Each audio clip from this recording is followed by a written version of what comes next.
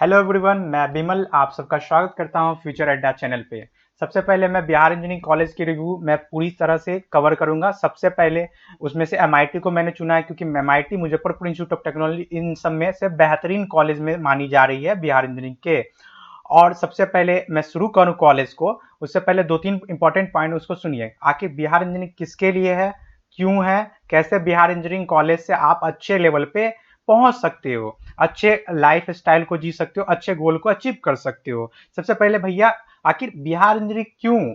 तो बिहार इंजीनियरिंग इसीलिए क्योंकि उनके लिए, क्योंकि जो बच्चे आईआईटी और एनआईटी नहीं क्वालिफाई कर पाए या किसी भी रीजन से, या उनको अफोर्ड नहीं कर सकते हैं अच्छे खासे प्राइवेट कॉलेज में जाके पढ़ने के लिए, क्योंकि उनमें जो खर्चे लगते हैं वो 5 लाख 10 लाख 20 लाख ऐसे लगते हैं, जो कि अफोर्डेबल नहीं है लो क्लास और मीडियम क्लास फैमिली के लिए।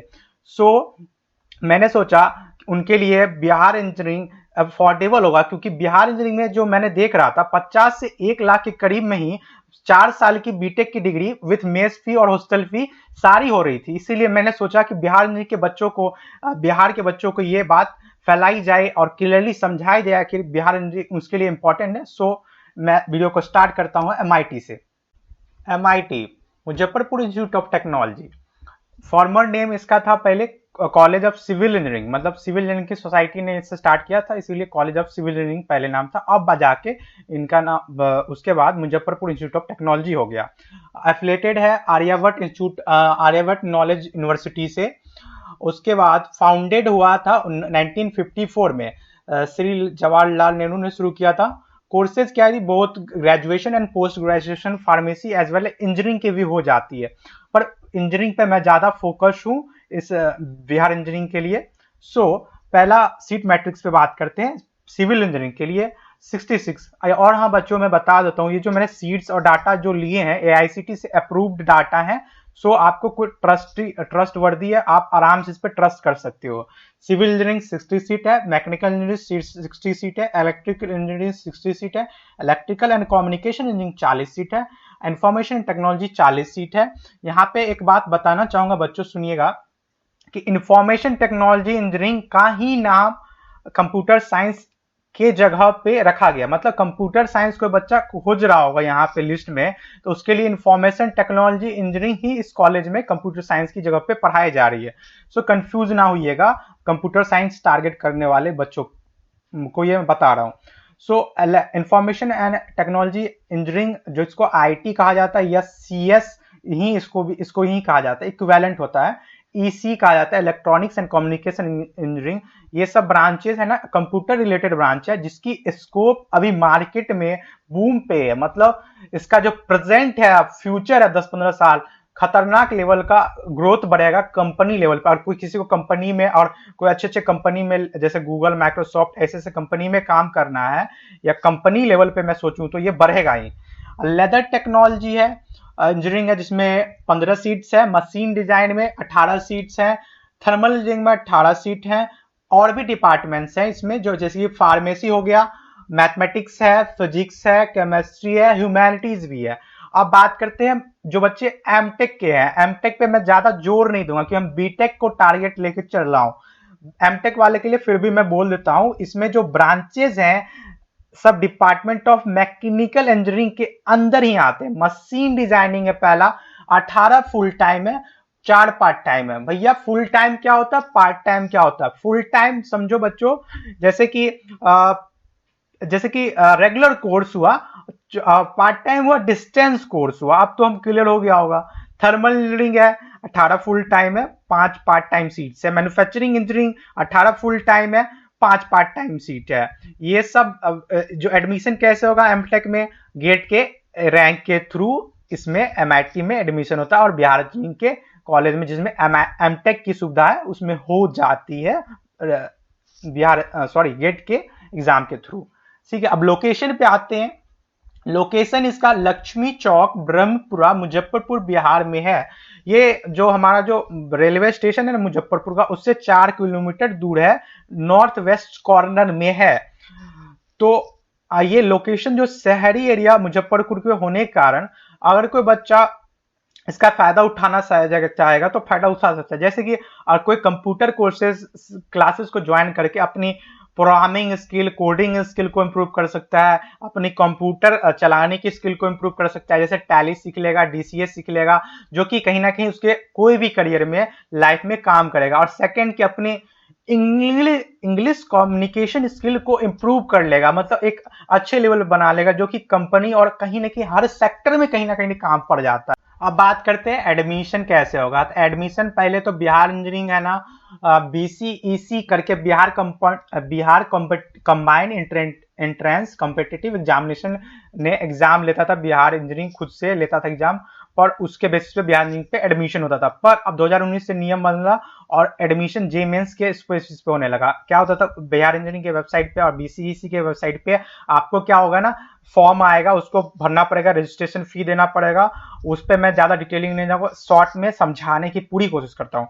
रजिस्ट्रेशन होगा, फिर मेरिट लिस्ट बनेगा, मेरिट लिस्ट में जो बच्चे सेलेक्ट होंगे वो काउंसलिंग के लिए जाएंगे, काउंसलिंग में उसको जो सीट मिलेगा जिस कॉलेज में, उसमें जाके एडमिशन लें। कट ऑफ है, कट ऑफ में मैं ज्यादा नहीं बोलूंगा क्योंकि ऑफिशियल डाटा नहीं, कोई श्योर डाटा नहीं है, एक प्रिडिक्टेड डाटा है जो बच्चे बोल रहे थे जो इनसे पढ़ रहे हैं।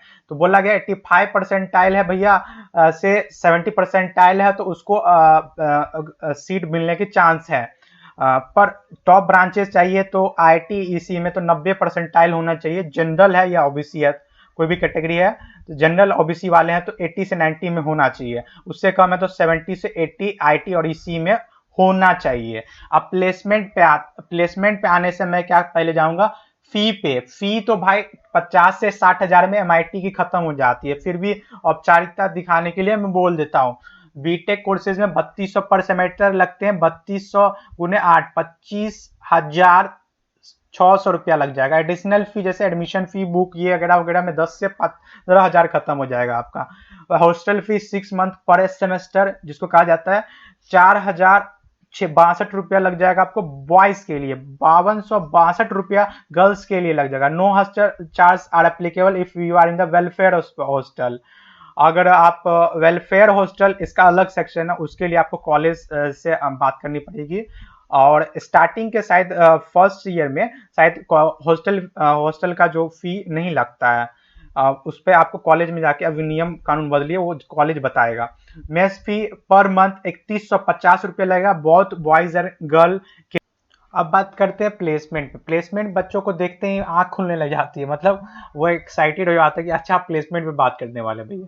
मतलब प्लेसमेंट में बात करने से पहले मैं बताऊंगा उन बच्चों के, उन सीनियर को जो अभी बहुत सक्सेसफुल हो चुके हैं और वो प्लेसमेंट में बैठे ही नहीं। क्यों नहीं बैठे, ये प्लान सुनिए, आइडिया सुनिए, इनसाइड है, कोई नहीं बता रहा है, मैं बताऊंगा क्योंकि ये जरूरी है बिहार के बच्चों के लिए। जो बच्चे यूपीएससी के लिए इंटरेस्टेड है या सरकारी जॉब के लिए इंटरेस्टेड है किसी भी कारण में, तो उसके लिए पीएसयू अच्छा रहेगा। पीएसयू के बारे में नहीं पता होगा आपको, मैं शॉर्ट में बता देता हूँ।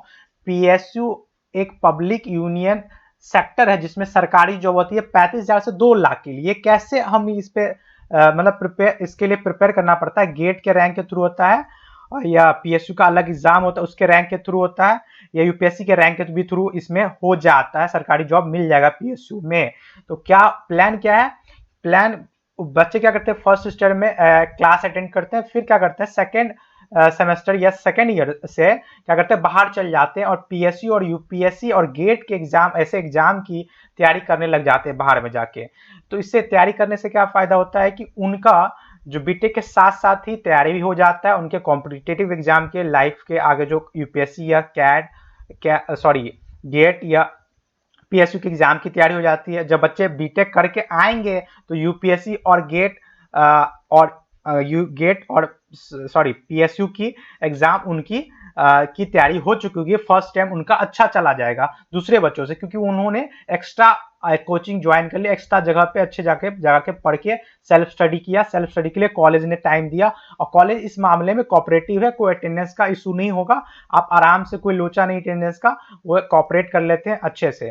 ठीक है, बस कॉलेज का एग्जाम देना पड़ेगा आपको। ठीक है, तो इसमें क्या होता है भैया, इससे फायदा क्या हो रहा है, इससे ये फायदा हो रहा है कि बच्चे पीएसयूज में बिहार इंजीनियरिंग के, एमआईटी के जो भी है वो ज्यादा मिलेंगे आपको। मैंने इवन 2-3 आदमी सीनियर मेरे हैं जो पीएसयू में 1,80,000 की जॉब कर रहे हैं, सरकारी जॉब है, समझ रहे हैं, उसके अलग लग्जरीज भी है, मतलब अलग अलग फायदे भी है उसके, मतलब फ्यूल का खर्चा भी सरकार देगा, लैपटॉप भी देगा 3 साल पे, ऐसे ऐसे करके और भी 5-6 सुविधाएं, मैं उस पर बोलूंगा नहीं, बस एक क्लियर पिक्चर नहीं दूंगा, एक खाली हल्का हल्का पिक्चर दे रहा हूं, जिससे आप इंटरेस्टेड होंगे तो आप इसके बारे में और जानने की कोशिश करेंगे। ठीक है, और बात रही कि ये तो खत्म हो गया, एक आइडिया है, प्लान है, जिसमें कॉलेज भी साथ देता है।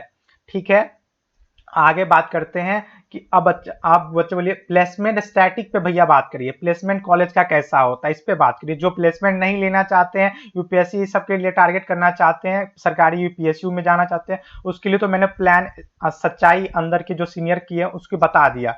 अब प्लेसमेंट स्टैटिक्स पे आते हैं। प्लेसमेंट स्टैटिक्स का बिहार इंजीनियरिंग कॉलेज में सबसे अच्छा है, सबसे अच्छा है, क्यों बताता हूं, क्योंकि इसका ग्रोथ सबसे अच्छा है। जैसे 2018 में अगर बच्चों का प्लेसमेंट 30% था, तो 2019 में बढ़ के हो जाता है इसका प्लेसमेंट का परसेंटेज 40 से 45%। फिर इसका ग्रोथ होता है 2020 वाले बैच के बच्चों का प्लेसमेंट का परसेंट करीब 55 या 50% के लगभग हो जाता है। कोई ऑफिशियल डाटा नहीं, सीनियर सबसे बात करके मैंने इकट्ठा किया, मुश्किल हुआ, इसके लिए आप लाइक जरूर करिएगा वीडियो को।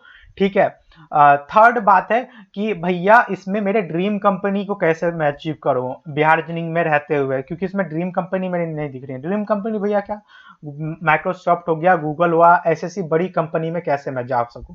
सबसे पहले मैं, अगर आप बाहर अच्छे जगह टेक्निकल कोर्स जहां पे कंप्यूटर कोर्सेज होते हैं, जैसे जिसपे आपको कोडिंग स्किल पे फायदा करे, आप तो आजकल ऑनलाइन भी है, ऑनलाइन भी आप कर सकते हो। पहले ऑफलाइन पे बता देता हूँ, बाहर जाके आप कोडिंग स्किल सीख सकते हो, अपनी कॉम्पिटिटिव प्रोग्रामिंग अच्छी कर सकते हो, प्रोग्रामिंग लैंग्वेज को कोई एक प्रोग्रामिंग लैंग्वेज को मास्टर करो, कॉम्पिटिटिव प्रोग्रामिंग पे ध्यान दो, ऑफ कैंपस जो इंटर्नशिप या कोई भी उसको समर कैंप ये वो चलती है गूगल की, ऐसे करके उस पर पार्टिसिपेट लो, माइक्रोसॉफ्ट की में पार्टिसिपेट करो, इंटर्नशिप ऑनलाइन उसके बारे में सर्च करो।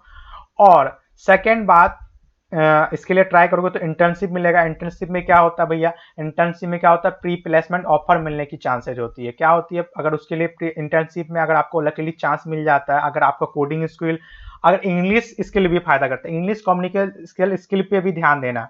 इसके लिए आप जो कोई प्राइवेट ट्यूशन भी कर सकते हो, अच्छे जगह पर होगे तो अच्छे जगह सीख सकते हो। ठीक है, ये तो हो गया ऑफलाइन, जो बच्चे अच्छे जगह अफोर्ड कर सकते हैं, जाके तैयारी कर सकते हैं कहीं पे अच्छे जगह पे। अब जो बच्चे नहीं जा पाएंगे कोई भी रीजन के कारण, फाइनेंशियल रीजन के कारण या कोरोना के कारण, ऐसे ही कारण कोई फैक्टर हो, तो उनके लिए ऑनलाइन में एक अच्छी सुविधा है कि आप हैकर रैंक, हैकरथॉन, कोर्स एरा पे जाके, ये तो हैकर कंपटीशन वाले दो, हैकर रैंक है और ये हैकरथॉन, यहाँ पे कंपटीशन होता है। प्रैक्टिस के लिए गीक्स फॉर गिफ्स, अब जा तो सीखने के लिए आप ये गूगल से जो एनपीटीईएल कोर्स को ज्वाइन कर सकते हो, प्रोग्रामिंग लैंग्वेज कोडिंग स्किल अपनी अच्छी कर सकते हो। और सेकंड है कि आप कोर्सेरा पे जाके सीख लो। और ये कि एक और खास बात की, हैकर रैंक और हैकरथॉन पे जो रैंक आती है उस पे डायरेक्ट पे भी गूगल अप्रोच करता है, बड़ी कंपनी अप्रोच करता है। ये तो कैसे आप ड्रीम जॉब को अचीव कर सकते हो ड्रीम कंपनी में। ठीक है, नेक्स्ट बात यहाँ पे एंड होती है एमआईटी की रिव्यू, और इसमें ये बताना चाहता हूँ कि और भी सारी कॉलेज की रिव्यू इनसाइड में बताऊंगा।